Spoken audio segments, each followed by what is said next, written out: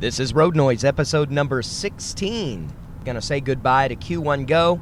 I want to talk about an idea for making my blog into a video blog, and I'm gonna tell you all about the story of Dutchy. And it's coming up in episode number 16 of Road Noise, life 1 mile at a time.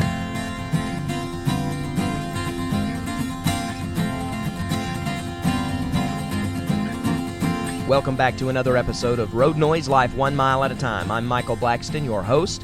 You're traveling along with me. You're sitting in the passenger seat. We're going to have a conversation for 30 minutes, an hour, something like that, depending on how long it takes me to finish saying what I got to say. But you're riding along with me on our way to Sumter, South Carolina this morning. It's 7:08 by the clock on the dashboard, Eastern Time, and I'm just about to get on Interstate 20 going east. It's a Wednesday, and I'm got to go ahead and get this one recorded. Kind of under the gun a little bit on it. Not too bad. I should be able to get everything done and ready to be released on the Friday release like I like to do it. My voice is not quite there yet. I kind of played around and practiced talking a little bit before I did this, saying to myself, do I want to go ahead and start trying to record this week's episode? Or do I want to wait till I'm on the way home and I've talked a little bit this afternoon and kind of gotten my voice woken up more? But I'm feeling it right now, so I want to go ahead and get to it while I'm feeling it, because you never know, I may not really feel like it on the way home, and then I'll really be under the gun, and I don't want to do that. So my voice might crack just a little bit, but I am feeling a lot better than I have been the last couple of episodes. I'm still coughing quite a bit. The cough is one of those things from the bronchial kind of infection type thing that I had going on, chest cold, whatever you want to call it. The cough lingers. It doesn't want to let go, and so I'll be editing out a lot of coughing in this episode, I would imagine. But that's okay. You won't hear it, so it won't bother you too bad. I mentioned there in the little intro that we're going to talk about 3 things today. I'm going to say goodbye to C1G, the theater show. Toni King and I have made our final recording episode for that. I have yet to edit it, but it is recorded. We spoke for about an hour, and I'm going to talk about that and kind of say my thank yous again on this podcast for 2 listeners from that podcast. I'm also going to talk about an idea I kind of got from my son about making my blog a video blog. I can't remember if I've talked about making it an audio blog or not, and that's been on the back of my mind, and it's been in the works. But for some reason, I just have not gotten everything set up and recorded the audio versions of my blogs. I've got to record several back, I don't want to say episodes, but I have several blog posts now on michaelblackston.wordpress.com where I'll have to go and record all of those from the first one all the way up. And then once I get to that point, I'll be able to kind of keep it current and do 1 recording per release once I'm caught up. But I'm going to talk about something else that I might kind of up the ante with, and my son brought it to mind yesterday, and now I've kind of got it in my mind, and maybe that's why I haven't done the audio thing yet, maybe because this other little element needed to happen as well, and something was keeping me from it. And then I'm going to tell you about the Dutchies, or Dutchy. And I'm going to go into more details about that. Dutchy is a neat piece of historical information from the Deep South, Elberton, Georgia, where I'm from. And this past Saturday, the theater awards at the local theater where I do a lot of different productions and stuff have an awards night called the Dutchies. And it's named after this historical figure in Elberton, and I'm going to tell you all about it. And it's a really neat story, I think, and most of the time when people hear it, they like it. So I want to bring something at least valuable or interesting to this podcast, and so we're going to talk about Dutchy at the end as well. So the first thing I want to talk about is C1G, the theater show, and saying goodbye. This has been a labor of love for me. I love podcasting, and when Toni and I were talking about it yesterday, we kind of got into it a little deep about why I am so enthralled with podcasting. Toni made mention during the final episode yesterday that one of the reasons that she didn't want to continue with something else in replacement of C1G with me is because she had it in the back of or has it in the back of her head how busy I stay, and I've constantly got things going, and I've got this podcast and another one I'm wanting to do. And up until now, we've had Q1Go, the theater show, and she's worried about me stretching myself out. And I had to explain to her that I love podcasting to the point that it doesn't matter whether somebody's going to be doing something with me. I'm going to be releasing podcast content. And here's why. I'm an ex-radio guy. I love being behind a microphone. I've said that probably 1 billion times on this show. I love being behind a radio microphone or a microphone producing content and talking to a group of listeners. I love it so much that I can't get it out of my bloodstream. It just courses through my veins. And I did professional radio for quite some time in my 20s. In early 30s, I think, maybe. I can't remember how long it's been since I've been officially out of radio, but I've done little things here and there. Even when I got out of radio as a regular jock, I did some voiceover work and stuff for a smaller radio station and things like that, running commercials and creating commercial content and stuff like that. But if you love being a radio jock, just because you get out of it doesn't mean that you lose the love for it. You may not have an outlet, or I may not have had an outlet until now, but there was always that thing in the back of my mind that said, I really would love to open a mic and start talking. I'd love to have a group of listeners. I'd love to have, I don't want to say fans, because that's not how I look at you. It's a relationship, a friendship with a group of people who like to hear what I have to say, and I really would love to do that. But the reality is that radio, for the small-time radio person or small-town radio person, like I would be myself, I don't live anywhere close enough to say, the closest big city I live to is Atlanta. And you can make decent money in radio in Atlanta at one of the big stations, but there are only so many slots available and a lot of people trying to get in there. And since radio is not necessarily what I want to do with the rest of my life in itself, as far as working for a radio station, doing what they say to do, saying what they say to say, it's not worth me moving to Atlanta and trying to break into that, because the problem is I have a family to support, and the money getting up to big-time radio is very low. So my thought is, I don't get behind these microphones because I like to get paid. I get behind these microphones because I really enjoy doing what I do. And I would do it whether I got paid or not. So I told Toni, once I figured out that podcasting was out there, and I heard about it and I learned how to do it, the world has opened up for me, and I may not have the time to do 20 podcasts, but I probably have the time to do 2 or 3 well, and I enjoy them.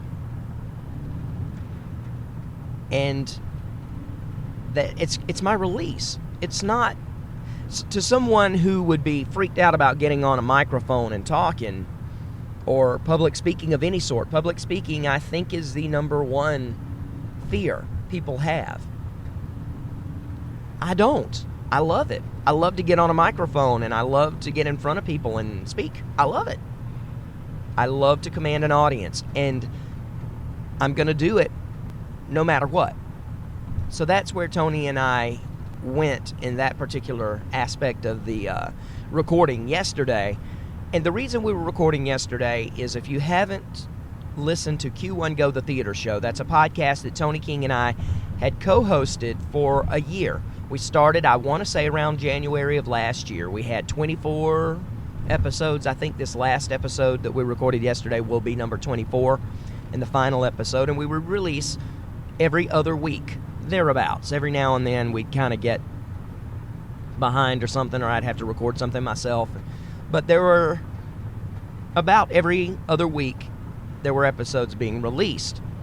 And we had a small audience, and the audience of people that did listen on a regular basis, from what I gathered, waited, anticipated those releases all the time. I mean, I'm struggling to put the words in my mouth. It's not like they were just drooling waiting for the next episode, but they looked forward to it.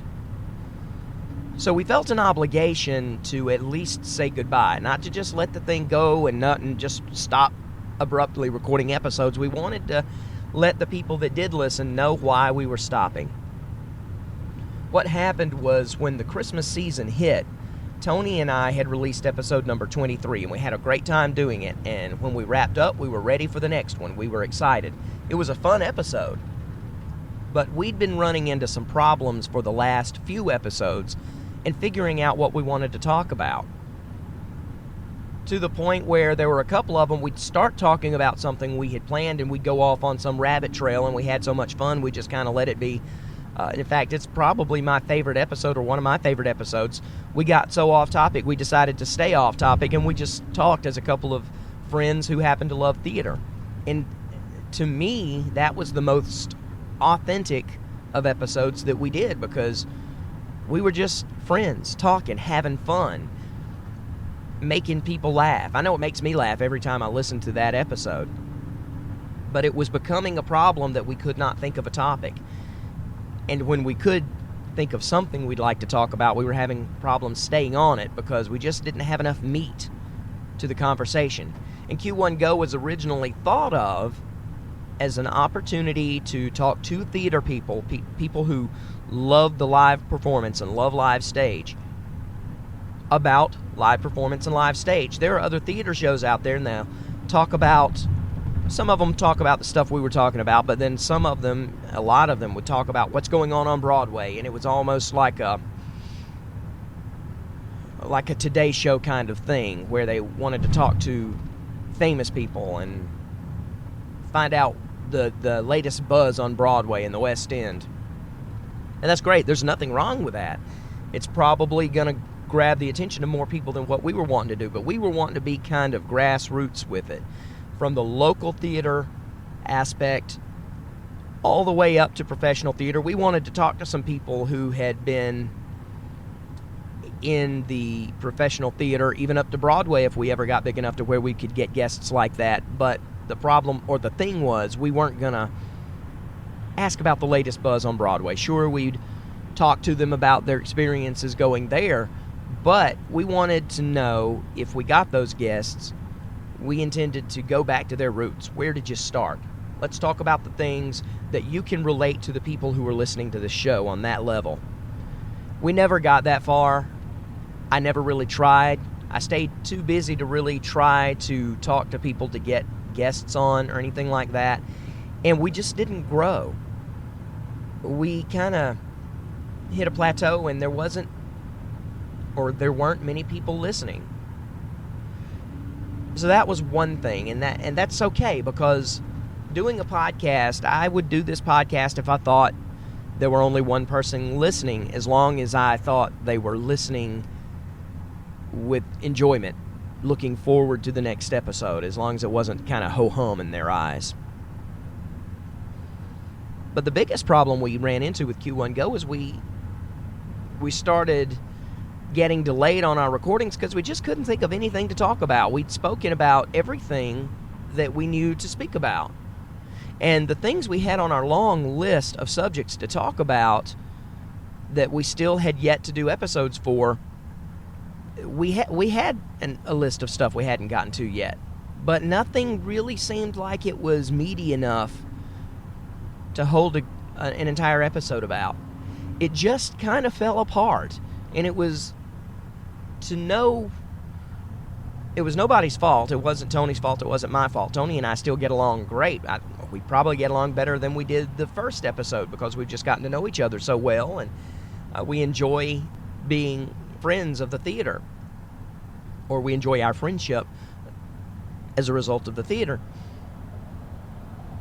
But it kind of faded out, and it didn't outgrow itself. It just kind of ran its course. That was the word I was looking for, because we kept saying that. It ran its course. So we decided that yesterday we needed to go ahead. Over the Christmas break, we got so far behind, and I was kind of starting to stress, saying we need to release something because people who are listening, or listeners, are wondering where we are. And Toni was in the middle of, during the Christmas season, she was directing a show at the theater, the last show of the season. for the main stage. I and my wife were directing that concert I've told you about for Christmas, and there was so much going on top of my work got extremely busy. Toni stayed extremely busy. We just never were able to get together and record episode 24. And when I finally took a minute and said, okay, we've kind of dropped the ball on this, we need to record something, or do you think it's run its course? Because it was in the back of my mind. Toni said, yeah, I think it has. And so after a couple more weeks of thinking about it, I just kind of made the decision to text Toni and say, you know what, I think it's run its course. I think we need to do a farewell episode and call it quits, or we need to rebrand the show. If you want to stay the course and continue recording, we need to break away from the theater aspect of it. And sure, we can still talk theater, but we need to turn it into more of a kind of just a talk show, a buddy talk show where we just sit down, have interesting conversations, talk about the world around us, and it doesn't have to have anything to do with theater unless the conversation just goes there, and we can have fun.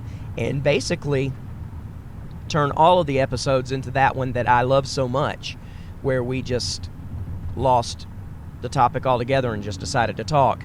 Maybe I thought that's what we should plan to do for this show and rebrand it that direction. The problem is, Toni is so busy, and she knows I'm very busy. She didn't think she was going to be able to break away for the time it would take to record these episodes. It would take time away from her family because being the manager of the Elbert Theater, she can do a theater show. And she can justify spending an hour, 2, every couple of weeks recording this because it is theater content. She can use it to help promote the theater. It can be used as marketing. But if we take away the theater aspect of it, it's just Toni. And that's not what she's paid to do as the theater manager.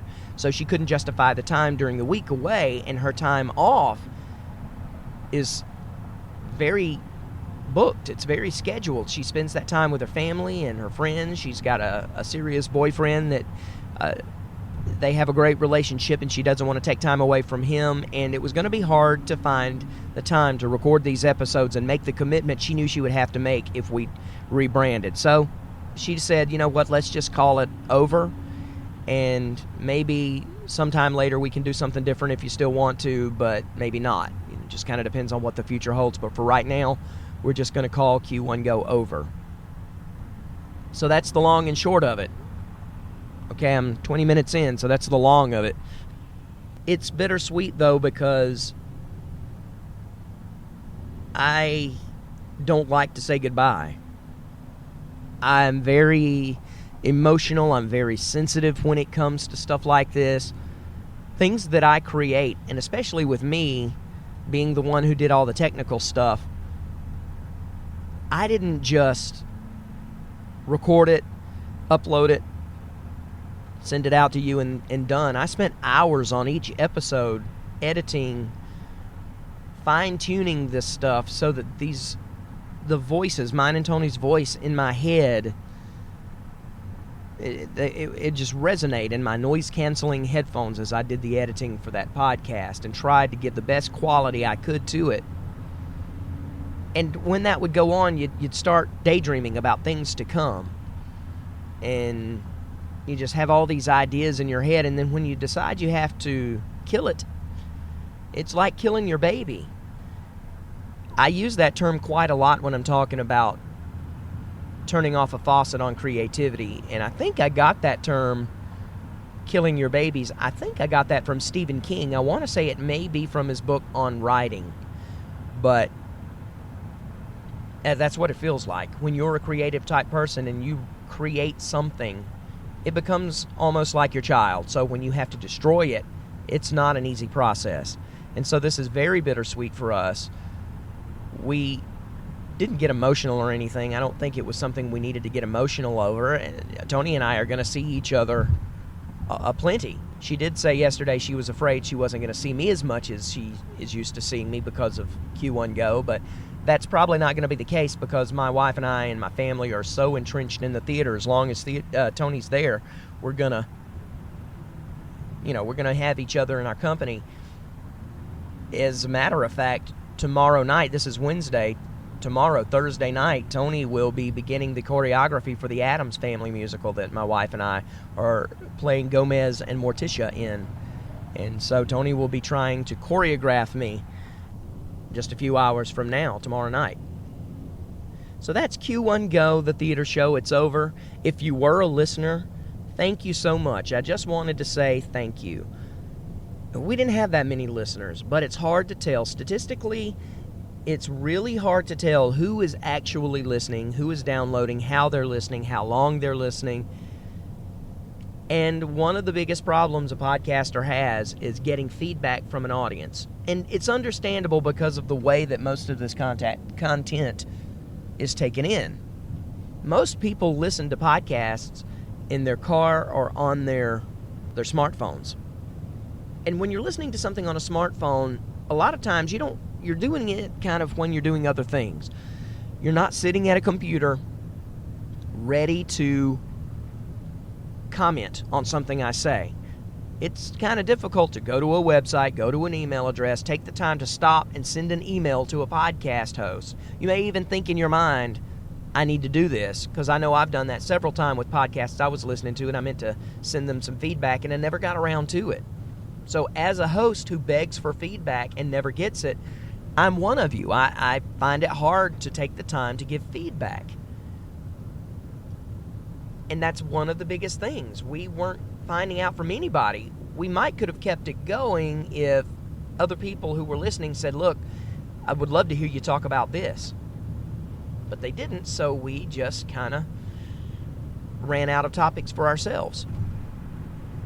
With this podcast, I grow a little bit. It seems like a little bit every time, although the last couple of ones now I've noticed haven't been listened to as much.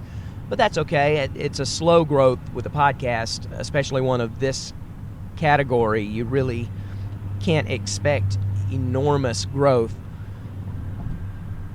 It's usually very slow. But still, I ask for your feedback, and I don't get it. Nobody wants to call the hotline. Nobody wants to send me an email. And that's okay if there's nothing on your mind that you want to tell me, that's fine.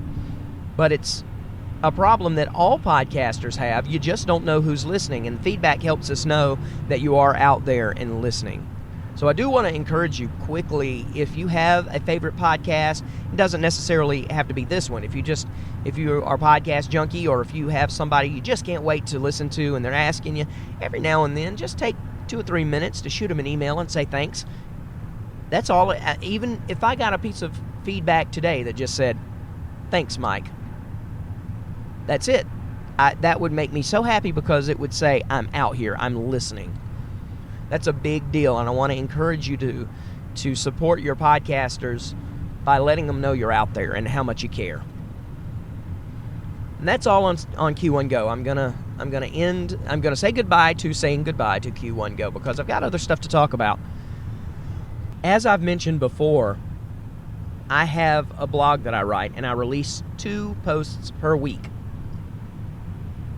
Blogs are yet another area of content creation and delivery that it's hard to get the ball rolling with. Both podcasting and blogs, there's so many of us out there doing those things now.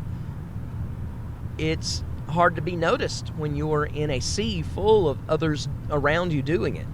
It's hard to stand out.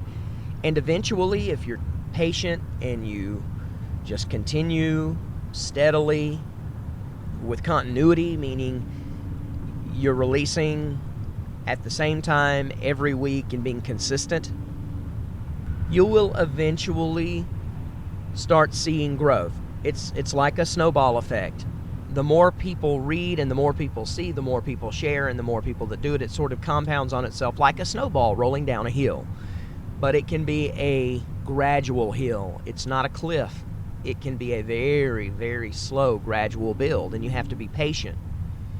The blog is that way too. I did request to be a member of some blog groups on Facebook, and I got approved for one of them almost immediately. And you're allowed in that group to post one post per day promoting your blog or yourself or something. And so far all I've done is when I posted a new blog, I would go and post that blog that day on that Facebook group.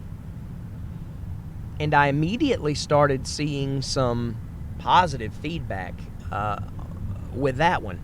More feedback than I had gotten really from any of my other ones. I have a couple of friends who will make comments on my posts and stuff because they like to read it, but as far as strangers who just decided, let me read this thing, and felt moved enough by it to give me feedback, it really helped when I joined that blogging group.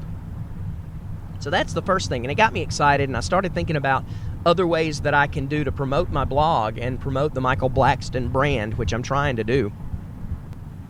It dawned on me that I'm a podcaster. I have the recording equipment. Why not take my blog every time that I write one? They're usually only about 2 pages long, and record it. Do a little mini podcast, 2 or 3 minute mini podcast, however long it takes to do a little intro and read my blog, and then a little out where I tell people how they can get in touch and that type of stuff. It'd be a couple of minutes long, and release those on MP3 so that other people can listen to them. A lot of people don't like to read, but they like to listen. That's a whole new audience. So I got excited about doing that, and I started making plans and prep, but for some reason it just kept kind of sliding past me when I would have time to start it. And I couldn't figure out why. I did notice that for some reason I kept backing off of it. I was picking my son up from school yesterday, and he was talking about, he loves to watch YouTube, and he's got these YouTubers that he subscribes to, and now he's wanting to do some YouTube videos, and he told me, Daddy, you should make a video blog of your blog. A vlog, V-L-O-G is what they're called. It's a video blog. And I thought, there's a concept. I could actually do it in front of the microphone so that I'm actually speaking into the microphone. So I'm recording good quality audio into my mixer, which I will use then as the audio for the audio MP3 blog, but at the same time put it all together with the video and release it on YouTube and have a video blog, 2 or 3 minute video blog that I release 2 times a week on YouTube. That's something I think I'm gonna do. I got excited about it, and I thought maybe that's why I haven't started, because then I would have to go back and redo them again. Now what I can do is just set up a little studio setting with the lighting the way I want it, keep it set up there, doesn't have to be much, and do my blogs on video, release them, and then release the MP3 audio. So I'm excited about that. I hope that's something that will go well. I hope. I'm not trying to make any money specifically off that type of thing, but I am trying to brand Michael Blackston as a speaker, as a content provider, as a business entrepreneur kind of. I'm not trying to be the self-help guru. That's not what I'm trying to do. But what I am trying to do is offer my expertise in building a business as a professional artist. I've told you about the Artist Brainstorm. That's the other podcast I'm going to do. Now that Q1 Go is over, I'm going to use the money I was spending on the hosting for that for the Artist Brainstorm, and that's basically what that podcast is going to be, me as a professional businessman artist trying to help other people who are passionate, hungry artists who would like to make a living doing what they love, trying to help them figure out a way and a business plan and a strategy that they may follow going forward after the podcast to hopefully do something to turn their craft into a livelihood. So I got that on my mind. A video blog. I'm going to turn michaelblackston.wordpress.com into a video blog, as well as letting it be released as an MP3 and, of course, the normal written blog that I do. And the blog that I do is kind of old school. Everybody is now all about pictures. You got to put pictures on there. Pictures move. Pictures move. I'm refusing to load my my blog. I'm refusing to load it down with pictures because there's no point. I don't write. This is not a PowerPoint presentation. When I write, it's more as an author. I try to paint a picture. It is an article. I can't speak this morning. It is an article style blog. It's me telling the story or my opinion on something and trying to do it in a way that is comical and something you find interesting and tongue-in-cheek. There's no need for pictures. There's no place for pictures other than the original artwork for the title.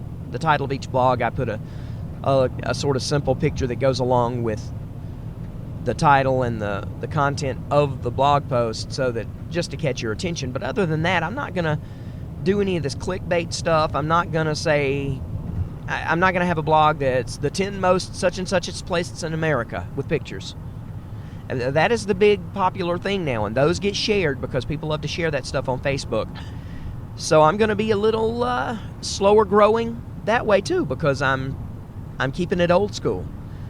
My blog is more about art. It's not about art. It's a comedy blog. It's kind of my views on life. It's a comedy version of Road Noise, really. But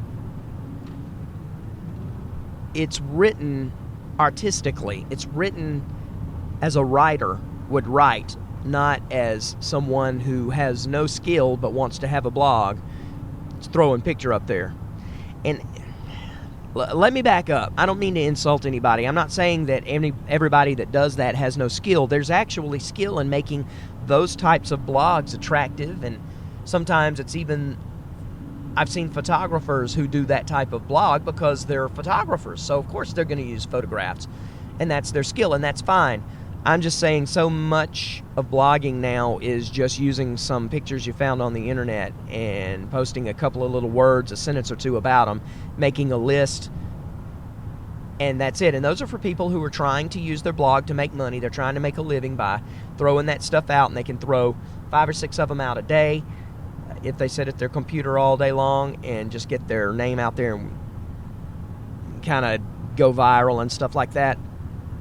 I'm not about that. I want to put content out there that you can enjoy. My hope is to take the blogs that I'm writing in about a year from now, or maybe a little before a year from now, and put them together in a book. I would like to release a new ebook every year with all of the past blogs from my previous year. So you can get them all at once, and you can always go to I Write the Blogs. Not iWriteTheBlogs.com. I don't have that domain name, but michaelblackston.wordpress.com. You can always go there and get those, but a lot of times selling them as an ebook and then offering something else with it is just a way I might be able to monetize it, and I'm hoping I'll be able to do that way. So that's the plans right now with my blog, and if you are interested in having an interesting read, something that's funny, again, tongue-in-cheek, and I talk about everything from college football to politics and everything in between, and it's written from a father and husband I've been married for over 20 years. I've got an 11-year-old, I've got a 2.5-year-old, and it's just living life as a father and as a husband, as a Christian man in a world with all kinds of stuff in it. So that's kind of what you got if you go there. And then this last section of the podcast, I want to talk about Dutchy. Elberton, Georgia, back in the 1800s, after the Civil War, they had commissioned for a statue to be chiseled out of granite of a Confederate soldier that would be put up as a memorial to the Confederate dead in the square.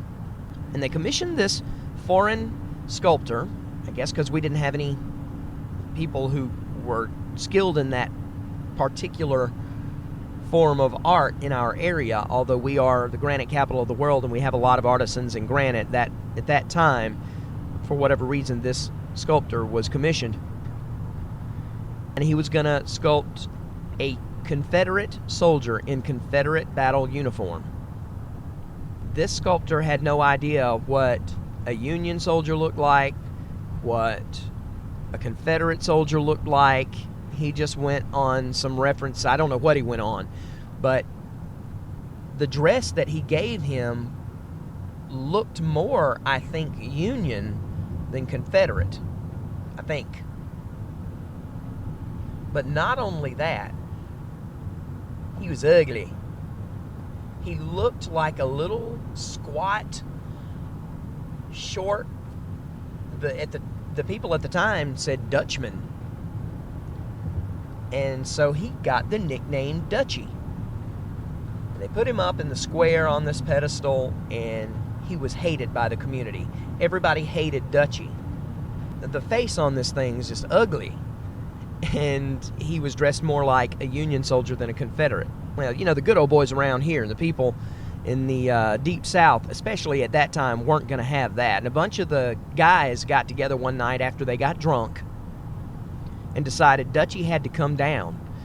So after they'd had enough alcohol, they got together in the middle of the night on the square, roped Dutchy, and pulled him down to the ground off of his pedestal. They then dug a hole and buried him in the hole at the base of the podium where he'd been standing. Once that happened, Elberton recommissioned another artist to redo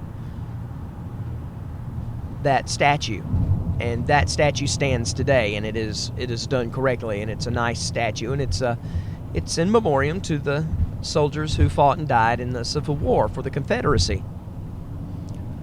Well, back in the 80s, someone had the bright idea of digging up Dutchy. They'd heard the stories.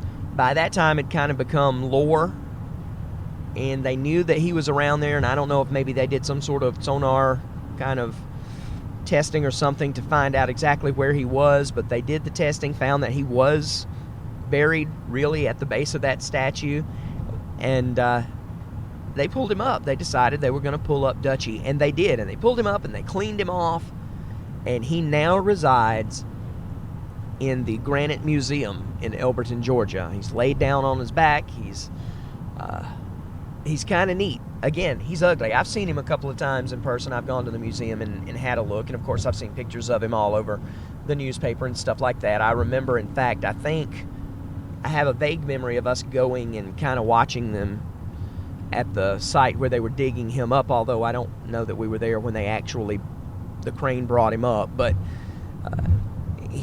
I remember that. Back in the 80s, I was a small child. So now Dutchy is kind of a figment of pride. Not a figment. I don't want to use that. That's not the right word. He's an item of pride for Elberton. People love Dutchy because he's so ugly and he's got such an interesting history. And again, you can go to the Granite Museum. If you ever find yourself in Elberton, Georgia, and would like to see Dutchy, go to the Granite Museum, and you'll be able to have an opportunity to see Dutchy. But now, we talk about him with favor, and we talk about him, he's kind of this lovable character from Elberton's history. And the theater, several years ago, I want to say 7 or 8 years ago, because I believe the Dutchy Awards, I believe this was the 7th annual Dutchy Awards we had this past weekend, they decided to have an award show for the participants of the local community theater. And they created the Dutchy Awards. So now the award is named after Dutchy, and that's kind of, for me, synonymous. I think about the Dutchy now, and I think about an award because I'm so ingrained with the theater. We had those this past weekend. Toni King, my ex-co-host for Q1 Go that I was just telling you about, she was running the soundboard for the Dutchy Awards, and she asked me right before the awards, will you accept any awards I get? I said, yeah. So I ended up, she got several awards, and I ended up having to go up there and accept the awards for her every time. And then my little 2.5-year-old daughter, she was having a daddy night. She did not want to let me go. I had to hold her and would have to take her up. In fact, a couple of times I went up to accept awards for Toni, and a couple of times I went up to accept rewards on my own behalf. And a couple of times that I went up, I forgot to take her, and she'd come running through the crowd, and she kind of stole the show because everybody thought that was the cutest thing in the world. But those are I want to say the 7th annual Dutchy Awards, and it's just a fun night for the community, and we enjoy doing it. I've had the opportunity, I and my friend David Bennett had an opportunity to co-host them a couple of years ago, and that was a blast. A lot of work, but it was a blast. And so that's the Dutchy Awards, and that's also the story of Dutchy in Ilberton. And that's a good time to close this show. If you'd like to get in touch with me, you heard me talking about feedback earlier. Well, there's ways you can do it. First of all, if you want to read my blog, I'm going to go ahead and tell you again the website, the current website for that, although I'm trying to make it a little easier right now as this is recorded. michaelblackston.wordpress.com is a way you can go do that. And even after I kind of mask it and have it right over to an easier email address, or not email address, but web address, you can still get to it that way because that is the root address that it takes because it's a WordPress blog. So michaelblackston.wordpress.com, and you can read my blog. You can also look me up on Facebook. I'm Michael Blackston on Facebook. I have an artists Facebook group called My Everything Arts. You can find that at facebook.com/myeverythingarts. You can find the Road Noise Podcast at facebook.com/roadnoisepodcast, and you can make a like on that. You can hit like for that, although I don't post a whole lot there. I generally just post when I have a release for this show, and it's a way you can go and stream it from there, basically a place you can get the links for there. Or you can go to roadnoisepodcast.com. I do have a website that's just dedicated to this podcast, and you can get all of the episodes there and stream them right there from the website, and you can get all the past episodes there as well. You can also try us on iTunes, Stitcher, TuneIn, and all of those places, whatever you prefer as far as your podcast player. You can find us there. Just look up Michael Blackston and Road Noise Podcast.